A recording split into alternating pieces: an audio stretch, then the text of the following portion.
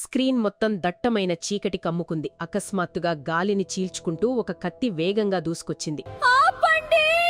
ఎర్రటి మంటల వెని చీల్చింది. ఆ మంటల వెలుగులో ఒక అందమైన స్త్రీ కళ్ళు కనిపించాయి. ఆమె కంటిపాపలలో రగులుతున్న మంటలతో పాటు ప్రాణభయం కూడా స్పష్టంగా నాట్యం చేస్తోంది. ఆమె ముఖం నెమ్మదిగా వెలుగులోకి వచ్చింది. ఒంటిపై ఉన్న ఖరీదైన సాంప్రదాయ పట్టుదుస్తులు, మెడలో ధగధగ మెరుస్తున్న వజ్రాల ఆభరణాలు ఆమె రాజసాన్ని రెట్టింపు చేస్తున్నాయి. కాని ఆ సౌందర్యమంతా కన్నీళ్ల సుడిగుండంలో కొట్టుకుపోతోంది. ఆమె పెదవులు భయంతో వణుకుతున్నాయి. రెండు చేతులు జోడించి ప్రాణభిక్ష వేడుకుంటోంది. అకస్మాత్తుగా కెమెరా పక్కకు తిరిగింది. ఆమె చుట్టూ 4 రాక్షస నీడలు కమ్ముకున్నాయి. 4 మనుషులు, వారి చేతుల్లో రక్తం కోసం దహించుకుపోతున్న కత్తులు, కళ్లలో క్రోధం, గుండెల్లో అగ్ని. నిన్నటి వరకు ఒకరికోసం ఒకరు ప్రాణాలిచ్చుకున్న ఆ 4 స్నేహితులు ఇప్పుడు ఆమె కోసం ఒకరి నెత్తురు ఒకరు తాగడానికి సిద్ధమయ్యారు. కత్తులు గాల్లోకి లేచాయి. ఒకదానికొకటి వేగంగా ఢీకున్నాయి. సరిగ్గా అదే క్షణంలో ఆమె కంటి నుంచి ఒక కన్నీటి చుక్క జారి చెంపమీద పడింది. ఆ కత్తుల రాపిడి వల్ల వచ్చిన నిప్పురవ్వల వెలుతులు ఆమె కన్నీళ్లలో మంటల్లా మెరిసింది.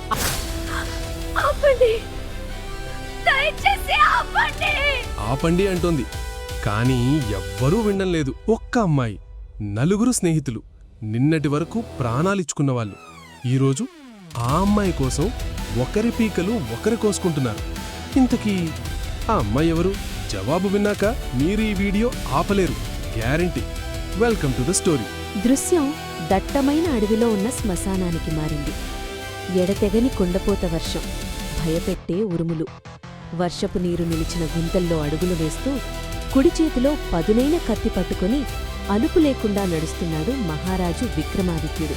అతని భుజాన తలకిందులుగా వేలాడుతున్నాడు బేతాళుడు. పక్కనే ఒక మర్రి చెట్టు కొమ్మ మీద వర్షం పడకుండా ఒక తామరాకును గొడుగులా పట్టుకుని వేడివేడిగా మిర్చి బజ్జీ తింటోంది మన గసిప్కాకి.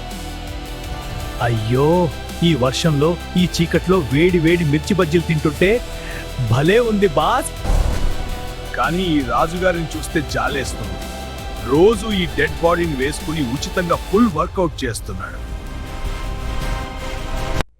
బేతాళుడు ఎర్రటి కళ్ళతో రక్తం గడ్డకట్టేలా వికృతంగా నవ్వుతూ విక్రముడి చెవిలో గుసగుసలాడాడు. విక్రముడు భయంతో అడుగు వెనక్కి వేయలేదు.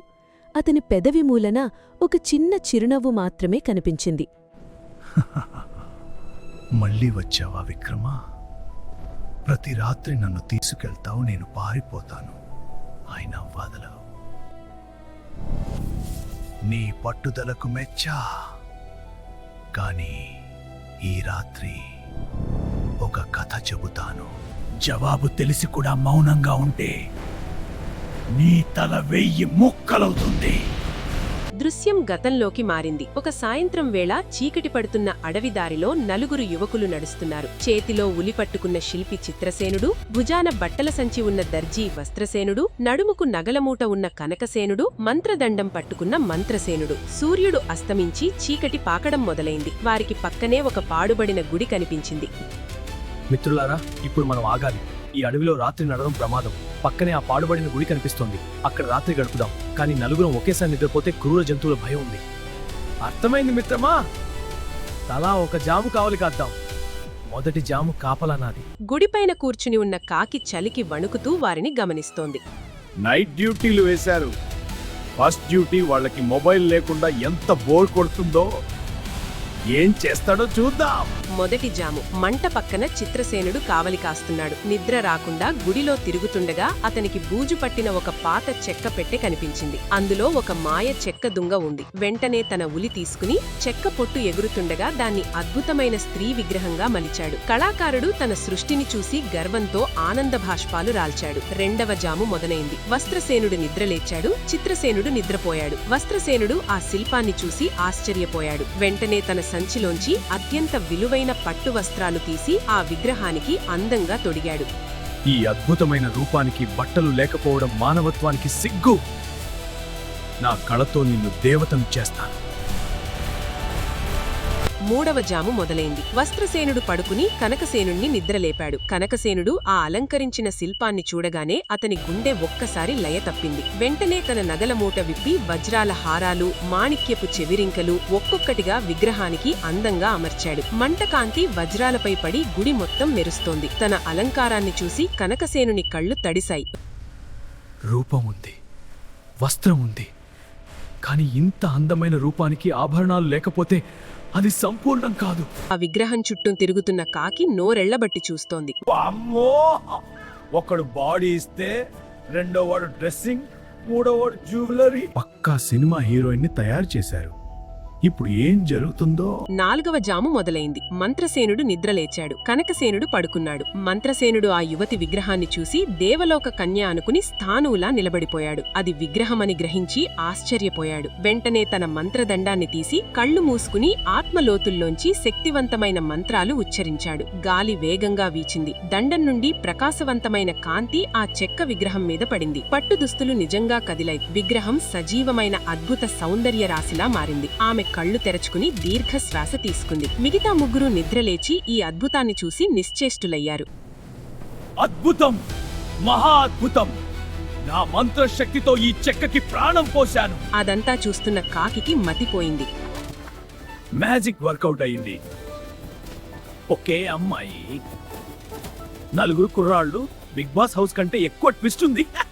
ఉదయం లేలేత సూర్యకిరణాలు గుడి పగిలిన పైకప్పు గుండా ఆ దైవీకమైన వెలుగులో నిలబడి ఉన్న యువతి మీద పడుతున్నాయి. స్నేహితులు నలుగురూ ఆమెను చూశారు. మొదట వారి కళ్లలో ఉన్న ఆశ్చర్యం ఒక క్షణంలోనే ఆమెను ఎలాగైనా పొందాలనే విపరీతమైన కామంగా మారింది. నలుగురు ఒక్కసారిగా మృగాల్లాగా ఆమెను సొంతం చేసుకోవాలనే ఆతృతతో ముందుకురుకారు. దశాబ్దాల స్నేహం ఒక్కసారిగా బూడిదైపోయింది. ఒకరిపరి ఒకరు ఈర్ష్యా ద్వేషాలతో రగిలిపోతూ తమ పదునైన కత్తులు దూసి ఆవేశంగా దూసుకొచ్చారు. గుడిలో నరకం మొదలైంది. వాళ్ల కత్తులు గాల్లోకి లేచి భయంకరమైన శబ్దంతో ఢీకొంటున్నాయి. ఇప్పుడే ప్రాణం పోసుకున్న ఆ యువతికి ఈ క్రూరత్వం అర్థం కాలేదు. ప్రాణభయంతో వణుకుతూ వెనక్కి తగ్గి ఒక రాతి స్తంభం దగ్గర నేల మీద కూలబడింది. ముఖాన్ని 2 చేతుల్లో దాచుకుని వెక్కి వెక్కి ఏడుస్తోంది.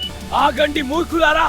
ఆ పనికిరాని చెక్క మొద్దుకు ఈ అద్భుతమైన ఆకారాన్ని ఇచ్చింది నా చేతులు. ఆమె అణువణువు నా సృష్టి. ఆమెపై మొదటి హక్కు నాదే. ఆమె నా సొంతం. నోరుమూయ్! కేవలం రూపమిస్తే సరిపోతుందా?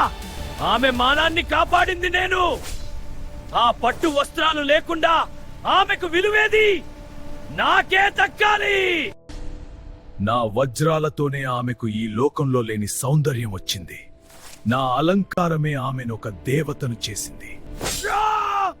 ఆమెపై నాకే పూర్తి హక్కు ఉంది. నేనే ఆమెను పెళ్లి చేసుకుంటాను. అడ్డు వస్తే ముక్కలుగా నరికేస్తా. మూర్ఖులారా! నేను నా తపస్సు ధారపోసి ప్రాణం పోయకపోతే ఆమె ఇప్పటికీ ఆ మూలన పడి ఉన్న నిర్జీవమైన చెక్క మాత్రమే. ఆమె ఊపిరి నాది. నేనే పెళ్లి చేసుకుంటాను. ఆపండి, దయచేసి ఆపండి. నా కోసం మీ ప్రాణాలు ఎందుకు తీసుకుంటున్నారు? నా వల్ల మీరు రక్తాలు చిందించకండి. ఆమె మాటలు కత్తుల చప్పుళ్ల మధ్య గాలిలో కలిసిపోయాయి. గుడి నేలమీద రక్తం చిందింది. నలుగురు ఒకరినొకరు చంపుకోవడానికి చివరి దెబ్బ తీయబోయే ప్రమాదకరమైన క్షణం. అమాంతం ఆ యువతి వారి కత్తుల మధ్యలోకి దూకి 2 చేతులు పైకెత్తి గట్టిగా అరిచింది.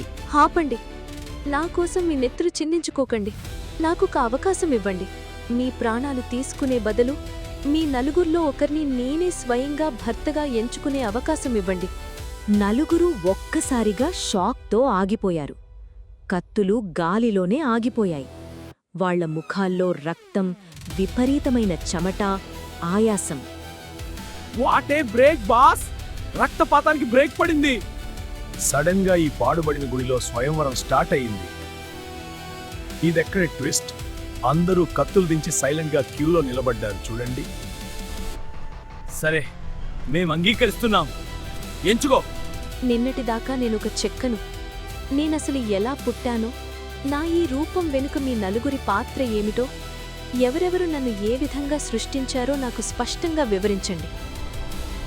ఆ పనికిరాని చెక్కకు జీవకళ ఒట్టిపడే ఈ అద్భుతమైన ఆకారాన్ని, నీ శరీరపు ప్రతి మలుపును చెక్కింది నా చేతులే. నేనే నీకు సరైన వాడిని. శరీరం ఉంటే సరిపోదు. ఈ అందమైన పట్టు వస్త్రాలు కుట్టి నీ మానాన్ని కాపాడింది ఈ వస్త్రసేనుడు. నన్నే వరించు.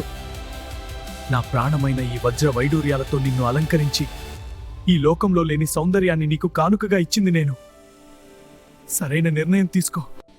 ఆకారాలు, ఆభరణాలు, వస్త్రాలు ఇచ్చారేమో గాని ఆమెలో ప్రాణాన్ని, తెలివితేటలను ఊదింది నా మంత్రశక్తే. నీ హృదయానికి సరైన మంత్రం నేనే. సరే, విన్నాను. నేను ఒకరిని ఎంచుకుంటాను. కాని నాదొక షరతు.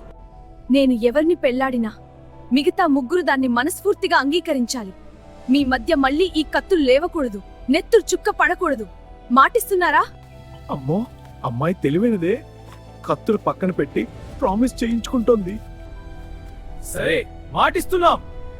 ఆమె కన్నేరు తొడుచుకుని మిగతా ముగ్గురినీ దాటి కనకసేనుడి వైపు నడిచి అతని వంక గంభీరంగా చూసింది. అయితే నాకు ఆభరణాలు సమర్పించిన ఈ స్వర్ణకారుడిని నేను నా భర్తగా స్వీకరిస్తున్నాను. మిగతా ముగ్గురు ఇది అన్యాయమని అరిచారు. కాని ఆ యువతి దృఢంగా వారిచ్చిన మాటను గుర్తు చేయడంతో వాళ్లు అయిష్టంగానే అంగీకరించారు. Mind blank. ముగ్గురి ఫ్యూజులు ఎగిరిపోయాయి. ఒక నిమిషం, అసలు ఈ అమ్మాయి డెసిషన్ వెనకున్న లాజిక్ ఏంటో అర్థం కావట్లేదే. మళ్లీ వర్షం పడుతున్న చీకటి అడవికి దృశ్యం మారింది. విక్రమాదిత్యుడు ఆగాడు. బేతాళుడు అతని వీపు మీద నుండి ఆకాశంలోకి తేలాడు. చూశావా రాజా విక్రమా, ఆ అమ్మాయి పుట్టుకకు నలుగురు కారణం. ఇప్పుడు చెప్పు, కనకసేనుడిని వరించడం సమంజసమా? నీకు జవాబు తెలిసి కూడా మౌనంగా ఉంటే నీ తల 1000 ముక్కలవుతుంది. అరే, ఇది ఎక్కడి పంచాయతీ నీ బాస్? మన బాహుబలి రాజుగారు ఏం చెప్తాడో జవాబు తప్పైతే తల ఫసక్. సమాధానం చాలా స్పష్టం బేతాళ. ఒక జీవికి దేహాన్నిచ్చినవాడు ధర్మశాస్త్రం ప్రకారం తండ్రి, ప్రాణం పోసినవాడు భూమి మీద దేవుడితో సమానం. కాబట్టి అతను రెండవ తండ్రి. ఇక మానాన్ని కాపాడేవాడు సోదరుడు. కాని మన ధర్మంలో ఒక స్త్రీకి పెళ్లిలో ఆభరణాలు సమర్పించే హక్కు ఒక్క భర్తకు మాత్రమే ఉంది. కనకసేనుడే ఏకైక అర్హుడు. అలాగే ఆ యువతి మనసుకి, అభిప్రాయానికి విలువ ఇవ్వడం కూడా ధర్మమే. భలే చెప్పావు రాజా. నీ న్యాయం తిరుగులేనిది. కాని నువ్వు మౌనం వీడావు. నేను మళ్ళీ చెట్టెక్కాల్సిందే. మైండ్ బ్లోయింగ్ కదా వ్యూవర్. మన రాజుగారు మళ్ళీ చెట్టు ఎక్కడానికి వెళ్తున్నారు. మీరు లైక్ కొట్టి సబ్స్క్రైబ్ చేసుకోండి. Bye friends. తెలుగు స్టోరీ.